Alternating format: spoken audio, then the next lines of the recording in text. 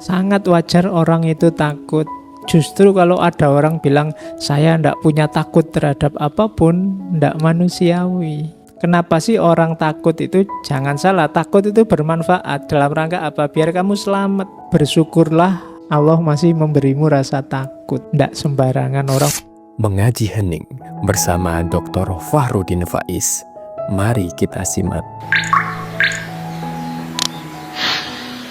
Minggu lalu waktu kita ngomong tentang harapan, itu kan di sana ada paradok bahwa harapan itu kalau ndak hati-hati justru jadi sumber keputusasaan, sumber kekecewaan, sumber kehancuran.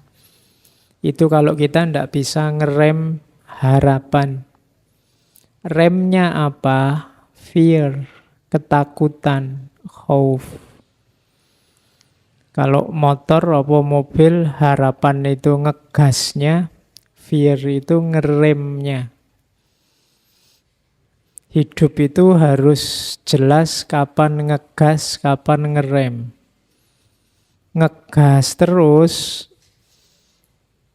kamu bahaya. Ngerem terus, kapan jalannya. Kamu harus tahu waktunya ngerem, waktunya ngegas, waktunya diam, waktunya ngomong, waktunya jalan, waktunya istirahat dulu. Itulah nanti yang dalam filsafat disebut kebijaksanaan. Jadi orang bijaksana itu orang yang tahu kapan dia harus maju, kapan dia harus mundur. Kapan harus ke depan, kapan harus di belakang saja. Nah, itu namanya bijaksana. Hari ini sering ada konflik karena banyak orang yang tidak tahu kapan dia harus ngerem. Ngomong terus, komentar terus. Mbok ya sekali-sekali ngerem. Istirahat sehari, 2 hari, seminggu kan juga tidak apa-apa. Dunia juga tidak hancur kalau kita tidak komen. Jadi perhatikan rumus ini dalam hidupmu kalau ingin hidupmu seimbang, bahagia. Minggu lalu kita sudah belajar sisi yang satu, sekarang kita belajar sisi yang satunya. Ada yang menganalogikan khauf dan roja itu, fear, ketakutan dan harapan itu seperti sayap burung. Ada yang sebelah, harus ada yang sebelahnya. Kalau dua-duanya ada dan fungsional, maka kamu bisa terbang. Kalau hanya satu tidak bisa. Harapan saja kamu tidak bisa terbang. Fear saja juga, ketakutan terus ya apalagi kamu tidak bisa kemana-mana. Maka dua hal itu harus seimbang. Oke, kita mulai ya ngaji kita karena tidak ada tokohnya, di situ nggak ada fotonya, cuma tulisan tok. Ya nanti di dalam sebenarnya ya saya ngambilnya dari tokoh-tokoh. Oke, langsung saja karena waktunya sudah agak telat. Ini mirip minggu lalu. Ya karena memang ini cuma kita pindah ke sayap sebelah saja. Ketakutan itu maksudnya ihwal rasa takut ya, bukan bahasa Jawa keweden. Jadi ketakutan itu rasa kamu tidak nyaman, kamu membayangkan nanti akan ada hasil yang jelek di depan. Kebalikannya harapan. Kalau harapan kamu membayangkan ada yang baik di depan. Makanya karena ada yang baik terus kamu ngegas. Kalau ini kebalikannya, karena ada yang mengerikan di depan, membahayakan di depan terus kamu ngerem. Nah, remnya namanya takut. Dan sama kayak harapan, ketakutan itu part of life, part of human experience, manusiawi. Sangat wajar orang itu takut. Justru kalau ada orang bilang, saya ndak punya takut terhadap apapun, ndak manusiawi. Ya tetap adalah yang kamu takuti. Ya paling ndak, kamu yang bilang, saya ndak takut sama apapun, ya kamu takut dianggap ndak takut. Jadi, ndak ada orang yang ndak takut apa-apa. Dan ndak perlu kamu galau kalau kamu punya ketakutan. Kamu akui atau tidak, kan kamu kadang gelisah, kadang sumpek, kadang merasa galau, kadang. Itu kan sebenarnya kenapa semua itu muncul, kamu ada ketakutan-ketakutan. Ya kan, takut besok jadi apa, takut kejelekanmu yang lama terulang lagi atau ketahuan orang, takut, selalu ada ketakutan-ketakutan.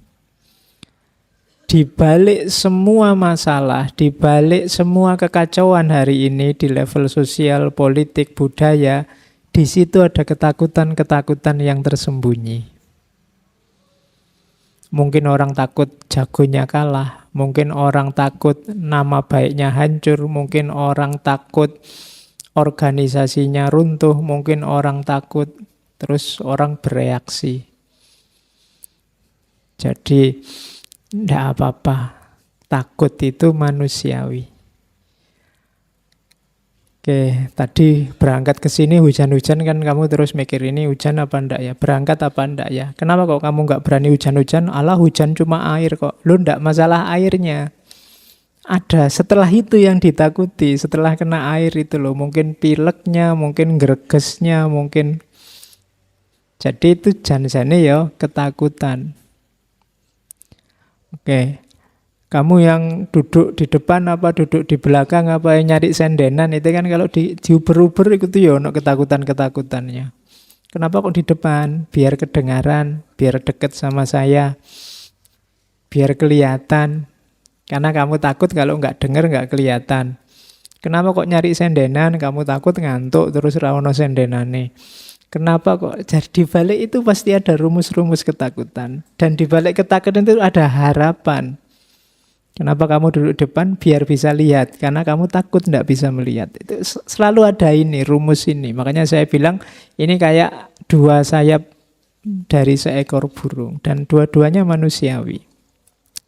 Terus takut itu connected to threat. Ancaman. Biasanya ada yang menggelisahkanmu. Ada sesuatu yang mengancam di depan. Kamu tadi tidak berangkat karena khawatir pilek, khawatir flu, itu kan ancaman. Makanya yang bawa motor kan kemungkinan besar di joknya ada jas hujannya. Alasannya apa? Takut mesti. Jadi kalau ada yang bilang kok saya tidak takut apa-apa kok bawa motor membawa jas hujan, sebenarnya yo itu yang dia takuti, kehujanan. Jadi connected to threat. Ada yang mengancam dan future thing di masa depan. Terus survival. Kenapa sih orang takut itu? Jangan salah, takut itu bermanfaat. Dalam rangka apa? Biar kamu selamat. Makanya ada istilah defense mechanism. Nanti yang punya teori ini Freud. Mekanisme mempertahankan diri. Jadi takut itu instinktif. Orang nyari selamat. Asal dia waras, pasti yang dikejar selamat. Bukan tidak selamat. Demi selamat ini orang rela untuk takut. Jadi rumusnya itu.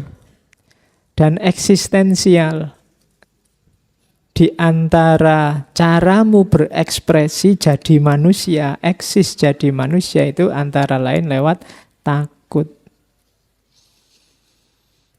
Oke, selama ini kan banyak yang bilang, alah takut itu ndak laki-laki, takut itu ndak jantan misalnya. Lah ndak. Takut ndak ada hubungannya sama jantan, ndak jantan. Ini manusiawi, eksistensial. Cuma harus dikontrol. Sama kayak harapan tadi. Kalau hidupmu takut terus, yo kamu ndak ngapa-ngapain, nanti ngerem terus kamu. Di kamar terus. Kenapa kok ndak keluar? Takut kena virus, Pak. nanti flu. Kenapa kok ndak jalan-jalan? Takut Pak nanti kecelakaan. Kenapa kok ndak? Ndak ngapa-ngapain, akhirnya kamu serba takut terus. Maka harus ngerti formulasinya bahwa ini manusiawi ya, tapi kamu harus ngerti patokan-patokan, rumus-rumusnya. Ini yang malam ini mau kita lihat. Terus takut itu biasanya karena pikiran atau pengalaman. Kamu ngitung-ngitung sendiri atau pengalaman. Kenapa kok enggak jalan-jalan? Takut kecelakaan, Pak. Emangnya pernah? Enggak pernah. Tapi dari lihat pengalaman orang lain, terus menurut pertimbangan saya enggak jalan-jalan. Nah, itu kan karena pengalaman atau pikiran. Terus selanjutnya, objeknya rasa takut itu incomplete knowledge sama imagination. Itu biasanya apa sih yang kadang-kadang menyebabkan rasa takut itu? Pengetahuannya kurang lengkap. Kadang-kadang tentang sesuatu kamu ngertinya setengah. Kayak tadi loh, kalau kamu jalan-jalan keluar kamu nanti akan kecelakaan loh. Itu kan iya, kemungkinan itu ada, tapi kemungkinan yang lain kan juga ada. Kamu bisa seneng-seneng. Kamu bisa ngatur agar yo jalan-jalan tapi selamat. Perkara ndak selamat itu kan urusan yang berbeda. Nah, ini incomplete knowledge, pengetahuannya kurang lengkap. Misalnya tiba-tiba kok dari belakang kayak ada yang niup-niup ya kan, terus waduh merinding Pak. Itu kan kamu, kenapa kok kamu menafsirkan begitu? Ngertimu itu selama ini tafsirnya. Pengetahuanmu kurang lengkap. Pengetahuanmu setengah-setengah. Ndak tahu sekalian malah ndak apa-apa. Karena setengah, sehingga kamu salah tafsir, terus jadi takut. Anak kecil itu yang nggak ngerti apa-apa, kadang berani kan. Misalnya ada, takut lo ini nanti jatuh, takut lo ini nanti. Anak kecil ya, pikirannya urung nyampe, ya berani aja ngalah-ngalahi yang dewasa. Yang dewasa pikirannya setengah. Ya kan? Jadi, itu yang bikin takut. Kalau tiba-tiba saya di sini bisa terbang, itu kalau ada anak balita misalnya umur-umur 2 tahun, itu kan dia enggak kaget dan enggak takut. Malah heran, wah enak ya bisa terbang kan gitu. Yang ketakutan kan kalian. Kok bisa ya terbang? Kenapa? Ilmu masih belum nyampe. Lihat orang bisa terbang.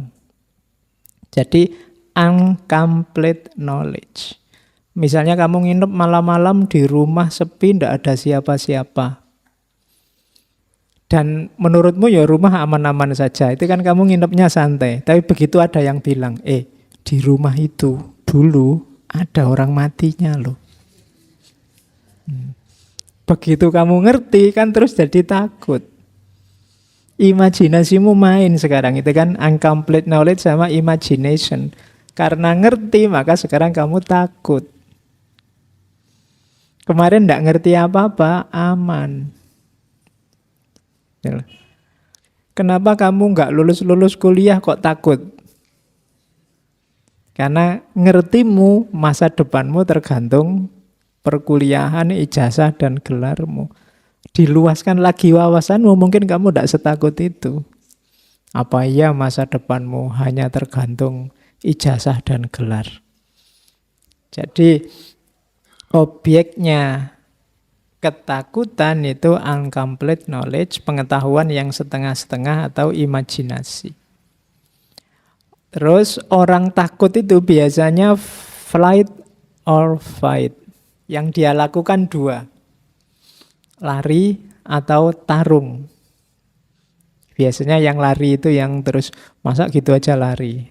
Yang dihormati yang berani fight. Tapi ya lihat situasinya dulu. Tidak selalu yang lari itu jelek. Itu loh. Kalau kamu lagi jalan-jalan di rel kereta, ono kereta ya kan harus takut itu. Dan wajib lari, tidak usah dimarahi. Wah pengecut kamu gitu aja lari.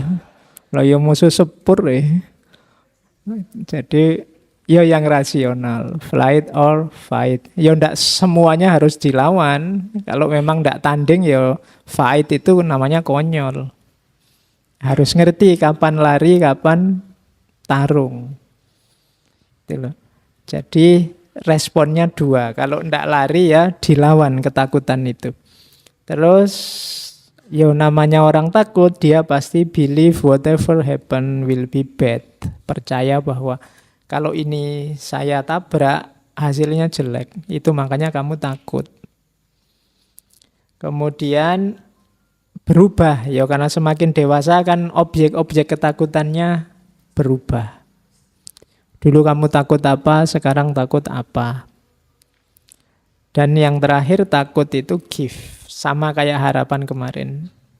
Bersyukurlah Allah masih memberimu rasa takut. Ndak sembarangan orang, banyak loh orang yang kan di Jawa itu ada istilah gak duwe wedi. Jadi ndak punya rasa takut, itu juga bahaya. Harus punya rem. Lari terus, yo kamu kehabisan tenaga nanti. Atau tabrakan. Bersyukurlah kamu masih oleh Allah dikasih rem, masih punya rasa takut. Oke, itu gambarannya.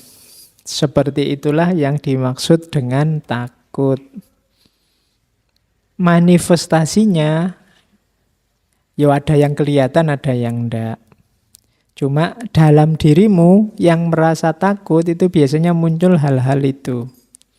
Yang pertama tension. Tension itu tegang. Kalau kamu takut kan terus tegang. Kadang-kadang deg-degan.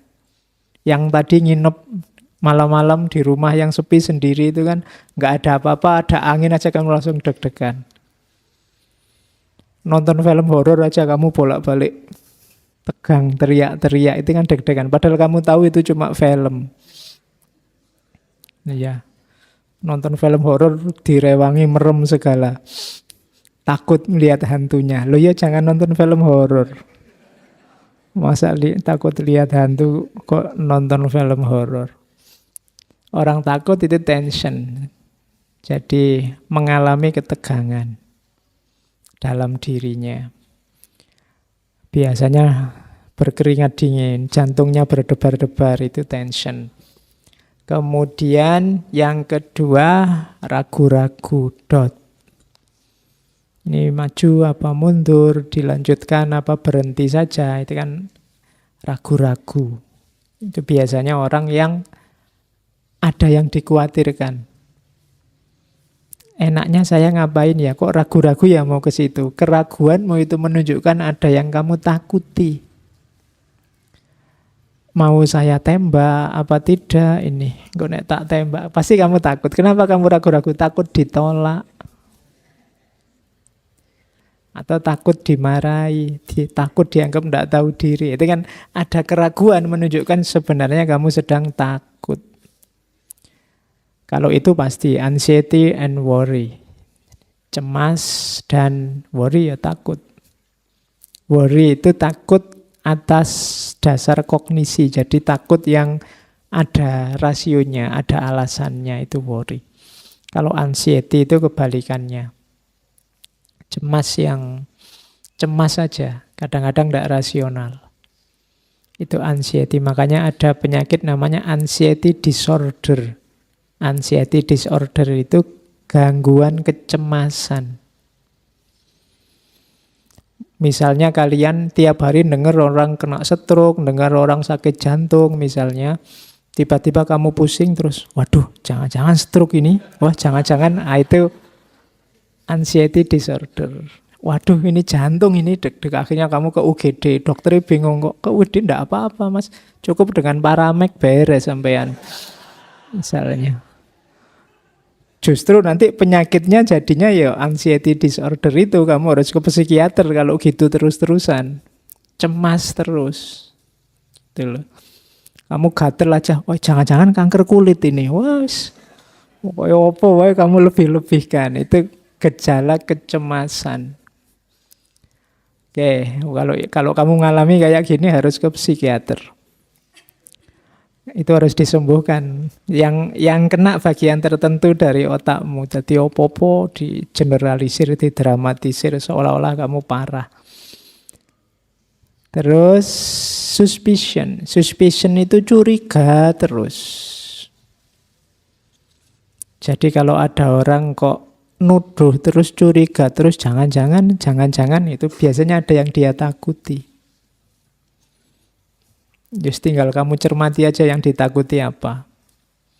Orang yang suudzon terus itu biasanya ada yang dia takuti dari yang disuudzoni. Kamu pakai bajuku ya, kamu pakai sabunku ya, kamu pakai sikatku ya, itu kan curiga. Itu pasti ada yang dia khawatiri. Mungkin kalau khawatir kalau sabunnya dipakai, tak buang aja daripada sisamu misalnya. Itu kan ada yang ditakuti. Jadi suspicion. Termasuk yang kedua agitation. Agitation itu menghasut, mengacaukan. Orang yang takut itu kan sok-sok bikin kacau. Yang lain tenang-tenang dia, jangan ke situ, jangan ke situ. Hati-hati di sana ada penghuninya, hati. Nah, itu agitasi namanya. Contoh paling gampang itu. Oke, terus paranoid. Ya kalian menyebutnya parno. Paranoid itu takut yang tidak ada alasannya, tidak berdasar. Terus-terusan. Itu paranoid.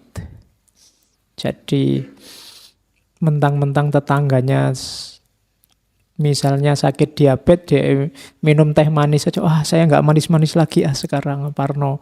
Nanti makan apa dikit ada manisnya. Waduh, ini diabetes ini mesti. Nah, itu namanya parno. Jadi manifestasi ketakutan. Terus malu. Biasanya embarrassment itu malu atas sesuatu yang sudah terjadi. Itu biasanya nanti melahirkan ketakutan. Saya ndak gitu-gitu lagi, saya ndak ke situ-situ lagi. Itu embarrassment. Misalnya kamu nyanyi kok terus temenmu tutup telinga semua. Wah, itu kan terus kamu malunya luar biasa. Habis itu kamu mesti takut kalau mau nyanyi. Jadi di antara manifestasinya itu embarrassment, malu. Orang yang sudah jatuh malu itu biasanya terus ketakutan. Jadi aku ndak nyanyi-nyanyi lagi lah. Aku ndak presentasi-presentasi lagi lah. Aku presentasi kok teman-teman cekikian terus. Berarti presentasiku menggelikan mesti kan gitu. Terus kamu, aku ndak presentasi lagi, diketawain tok misalnya. Itu embarrassment. Dan pengalaman ini akan membuat besok-besok kamu ketakutan. Kalau waktunya presentasi terus pamit, mohon maaf Pak, saya sakit. Ndak bisa masuk kuliah. Pas waktunya presentasi. Nah, itu biasanya ada pengalaman di depan yang membuatmu takut. Jadi manifestasi ketakutan itu ini antara lain, ya setiap orang beda-beda. Ada orang yang kalau takut itu ndak tension tapi malah cengenges-cengenges. Tapi ndak mau ngapa-ngapain. Ayo maju. Ndak bisa ya Pak. Itu. Ya. Jan-jane ya rawani. Jadi sudah ditembak aja, sudah kayak gitu. Gitu kan ya wes. Oke. Itu jane tegang cuma ya ekspresinya meringis. Jadi itu juga manifestasi ketakutan. Oke. Ndak apa-apa ya, kayak tadi manusiawi asal pas. Porsi dan proporsinya. Ndak berlebihan.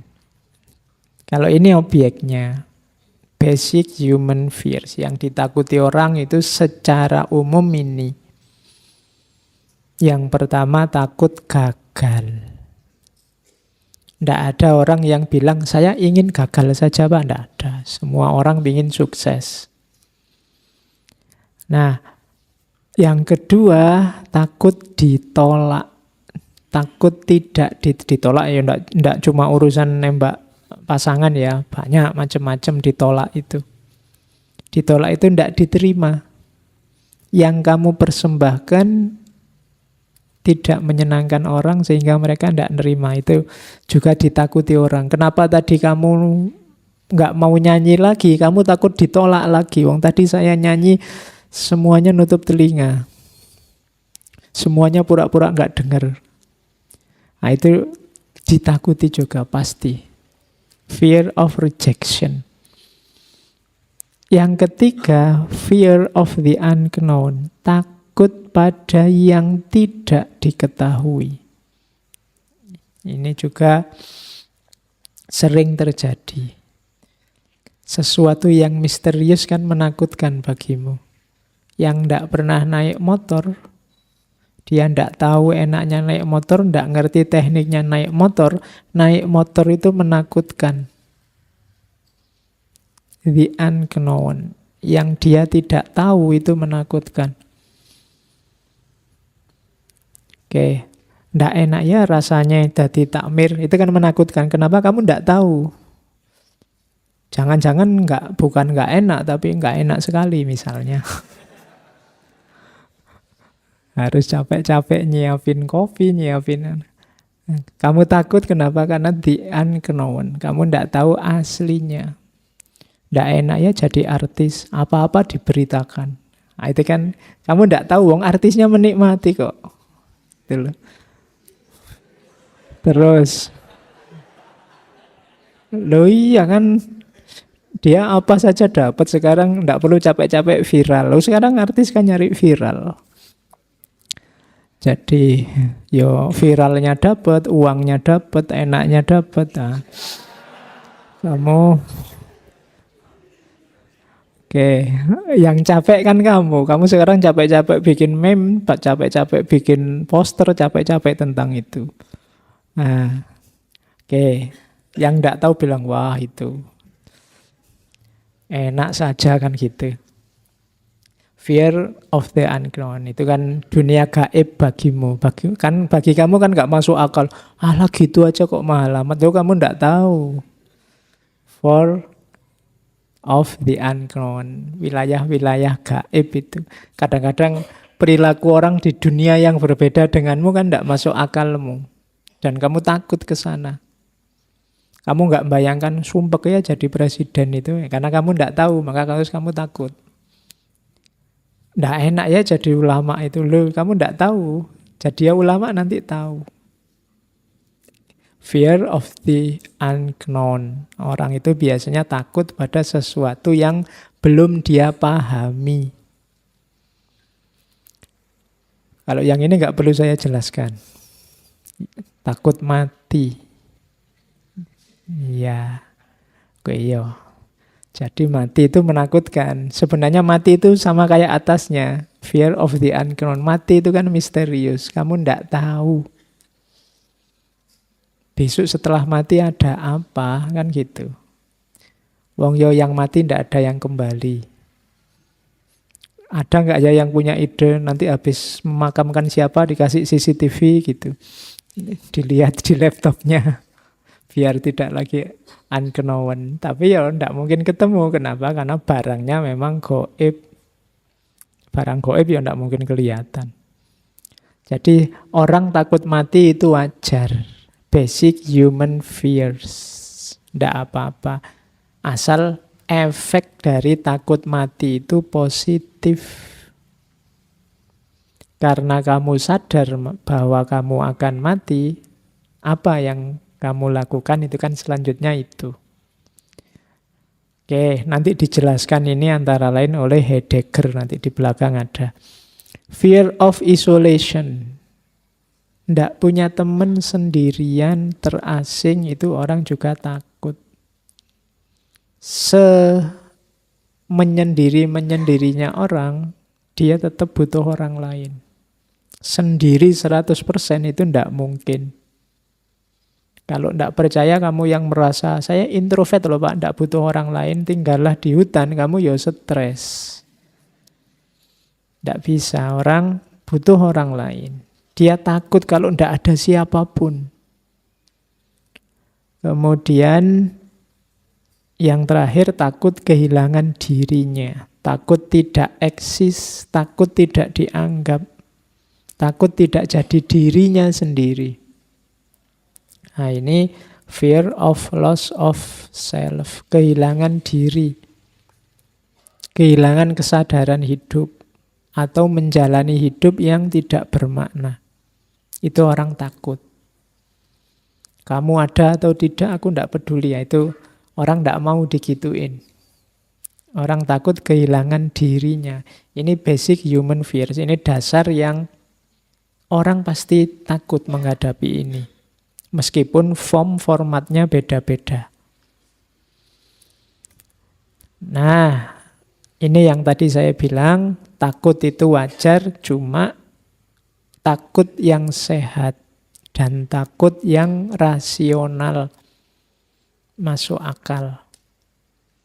Takut yang sehat itu takut yang menghasilkan perjuangan, takut yang wajar menghasilkan kebaikan. Itu takut yang sehat. Ada takut yang tidak sehat. Takut yang tidak sehat itu ya buahnya jelek. Hasilnya rusak. Mungkin kamu keras pada orang lain, akhirnya kamu menyiksa orang lain, menyakiti orang lain gara-gara ketakutanmu. Takut jagomu kalah, terus kamu merendah-rendahkan orang lain, mencaci maki orang lain, menganggap semua yang dari yang kamu takuti itu jadi jelek dan seterusnya. Itu namanya ketakutan yang tidak sehat. Bahwa orang takut jagonya kalah itu wajar. Tapi takut itu membawa kemana, itu nanti yang akan menilai apakah ketakutan itu sehat atau tidak sehat. Jadi kalian boleh takut, tapi tetap yang sehat. Takut mati menghasilkan kesadaran untuk lebih dekat sama Allah, itu kan sehat. Takut tidak eksis membuat kamu sungguh-sungguh berjuang agar diakui di tengah masyarakatmu, itu kan takut yang sehat. Jadi usahakan kalian takut, tapi takut yang sehat, bukan takut yang tidak sehat. Yang kedua, takut yang rasional. Saya mau bantu tetangga sebelah, Pak, tapi saya takut ya, Pak. Nah, itu tidak rasional. Wong bantu orang kok takut. Jadi takutnya yang rasional. Yang tadi saya sebut, ketakutan-ketakutan dasar, itu kan masuk akal orang takut. Takut mati, takut itu kan. Saya mau nembak, Pak, tapi saya takut kalau diterima gimana? Itu tidak rasional. Ya, itu kan tidak masuk akal, tidak diterima. Jadi, oke, saya takut ya, Pak, takut bahagia saya itu. Beliau nggak ono takut kok takut bahagia. Itu tidak masuk akal, tidak rasional. Jadi ya jadi manusia yang normal sajalah. Jadi yang ditakuti yang memang menakutkan. Kalau ada yang tidak menakutkan kok kamu takuti, itu kalau secara psikologi kadang disebut fobia. Fobia itu ketakutan yang tidak rasional. Kan ada kadang-kadang orang itu fobia terhadap bulu-bulu. Kalau ada baju-baju ada bulunya, dia gemeteran, dia kayak orang lihat hantu. Ada orang karena takut pada ular, terus segala yang mirip ular dia takut, fobia. Sabuk yang melingkar-lingkar dia takut. Apa yang melingkar, itu sudah perlu psikiater. Jadi kalau ada yang takut kok tidak rasional, apalagi berlebihan, itu nanti namanya fobia. Saya tidak tahu di sini ada yang fobia apa tidak. Fobia itu objeknya tidak rasional. Kalau bagi orang lain itu biasa-biasa. Misalnya saya tadi membawa pulpen. Saya takut sekali, Pak, sama pulpen ini. Gemeteran saya kalau ada pulpen ini. Nah, itu kamu perlu psikiater. Oke. Terus jadi ini kategori-kategorinya. Nah, takut itu nanti ada teori, seperti saya bilang tadi, sebenarnya ketakutan itu kuncinya ada pada pikiran. Akarnya rasa takut itu ada dalam pikiran kita. Jadi takut itu kan ketika ada sesuatu yang kamu pastikan dia membahayakanmu, sehingga harus kamu hindari jauh-jauh. Kamu menganggap bahwa sesuatu itu sangat berpengaruh dalam hidupmu, bisa mengganggumu. Nah, itu kan adanya dalam pikiran.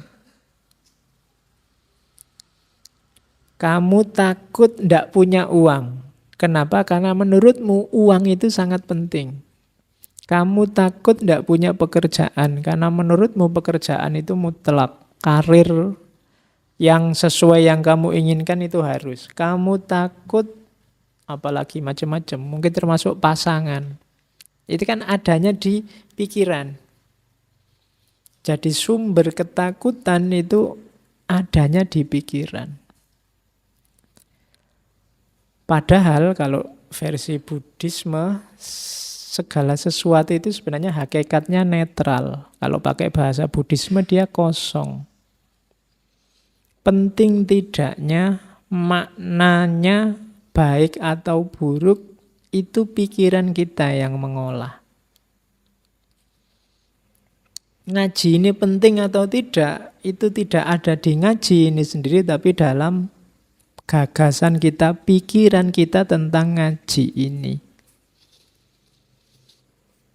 Jadi kamu ganteng apa tidak, itu kan mungkin tidak terletak di wajahmu, tapi terletak di pikiranmu. Mungkin konsepnya orang tentang ganteng dan tidak itu seperti apa. Jadi kalau ada orang bilang, kok kamu nggak terlalu cakep, jelek gitu, loh, konsepnya aja diganti. Iya kan? Mungkin selama ini yang disebut ganteng itu yang hidungnya mancung, kulitnya putih, wajahnya agak kebulean gimana, itu ya tinggi, besar. Loh, itu kan konsep yang ada di kepalamu. Kalau ingin bahwa ganteng itu kamu, gantian konsepnya. Itu kan konsepnya Bapak. Kalau menurut saya ganteng itu yang kecil, pesek, kemudian rambutnya keriting, ya kan adanya di pikiran. Cantik juga begitu. Menyenangkan atau tidak juga begitu. Bahkan penting atau tidak juga begitu. Kuncinya di pikiran. Termasuk ketakutan. Gitu loh. Hujan itu cuma air. Dia jadi membahayakan atau tidak, itu ya konstruksi berpikirmu yang menanggapi hujan. Tsunami ya tsunami aja, dia peristiwa alam. Kamu tanggapi dia jadi azab, apa dia itu adalah ujian, apa dia itu. Loh, itu kan pikiranmu yang menanggapi, yang membaca, yang membunyikan.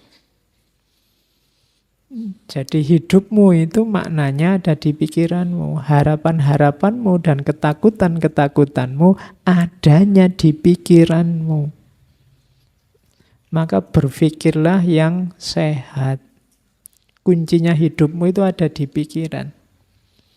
Hidup bahagia itu, Pak, uang banyak, istri cantik, rumah besar. Nah, itu kan versi yang ada di kepalamu sekarang. Ada loh justru orang yang merumuskan hidup bahagia itu tidak punya apa-apa, tidak terikat apa-apa, tidak tergantung apapun, hidup bebas. Loh, ada yang begitu. Dari mana itu muncul? Di pikirannya. Jadi termasuk rasa takut itu kuncinya ada di berpikir. Kalau kamu berpikirnya salah, ya lahirlah ketakutan-ketakutan yang tidak rasional tadi. Jadi maka aturlah cara berpikirmu. Tanggapi segalanya secara sehat. Awas keliru. Terima kasih sudah menyimak.